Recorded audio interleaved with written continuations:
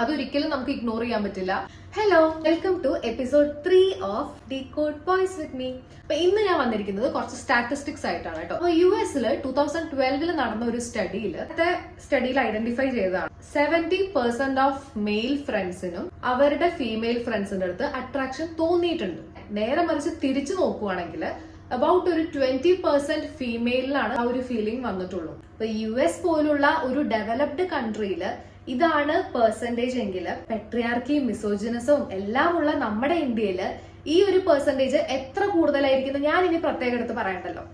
പിന്നെ 70% മെയിൽ ഫ്രണ്ട്സിന് ഓപ്പോസിറ്റ് ഉള്ള ഫീമെയിൽ ഫ്രണ്ട്സിന്റെ അടുത്ത് അട്രാക്ഷൻ തോന്നിയിട്ടുണ്ട് എന്ന് പറയുമ്പോൾ ഗേൾസ് നിങ്ങൾ കൺസിഡർ ചെയ്യേണ്ടത് ഒരു എൻറ്റയർ പോപ്പുലേഷൻ കൺസിഡർ ചെയ്തിട്ട് അതിലൊരു 30% മെന്നാണ് അവരുടെ ഫീമെയിൽ ഫ്രണ്ട്സിനോട് അട്രാക്ഷൻ തോന്നാത്തത്. അതുകൊണ്ട് ബോയ്സ് ആൻഡ് ഗേൾസിന് ഫ്രണ്ട്സ് ആയിട്ട് ഇരിക്കാൻ പറ്റുന്നില്ല എന്നുള്ളതിന് obviously evolutionary and biological reasons ഉണ്ട്. അതൊരിക്കലും നമുക്ക് ഇഗ്നോർ ചെയ്യാൻ പറ്റില്ല.